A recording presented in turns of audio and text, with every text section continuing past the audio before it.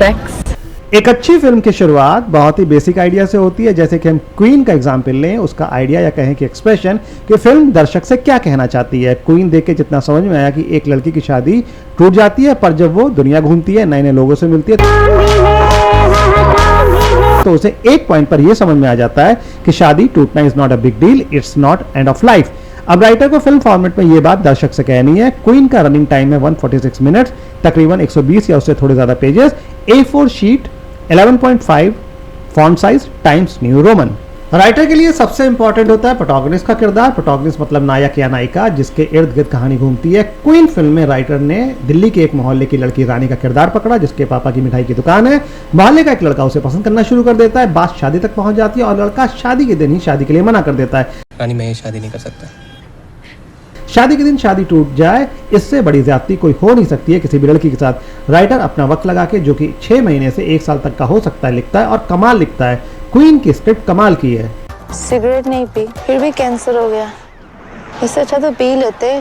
Kangana queen के किरदार को कमाल का निभाती है कि उन्हें नेशनल अवार्ड भी मिलता है इस किरदार को निभाने के लिए। मतलब इतनी छोटी स्कर्ट पहनती थी वो लोग, फोल्ड कर करके हमने कभी ऐसे कोई गलत काम नहीं किए।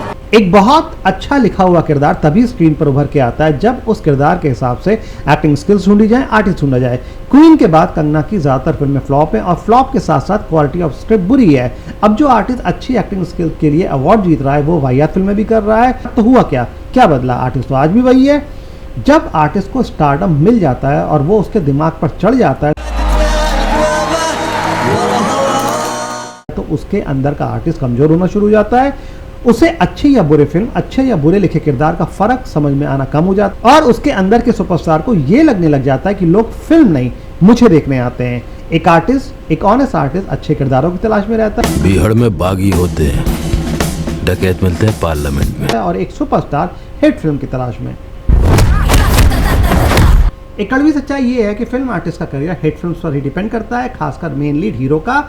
चक दे स्वदेश, माय नेम इज खान, रब ने बना दी जोड़ी में शाहरुख खान देखिए आउटस्टैंडिंग, और फिर Dilwale, Chennai express, zero, fan, Raees, Jab Harry met Sejal, Jawan, Pathaan. इन फिल्मों को देख के यही लगता है कि बंदा ब्लॉकबस्टर फिल्मों की तलाश में ज़्यादा है, क्वालिटी ऑफ स्क्रिप्ट में कम।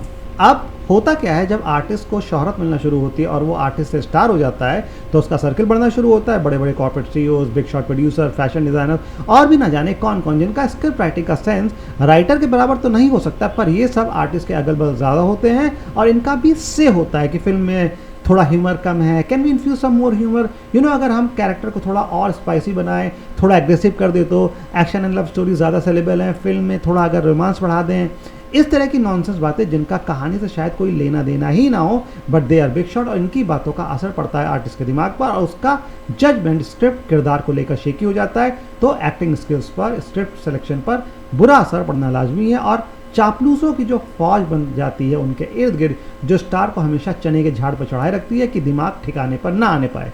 एक आर्टिस्ट के लिए खासकर जब वो काम कर रहा होता है, कहानी और किरदार ही उसकी दुनिया होनी चाहिए, पर ऐसा होता नहीं है।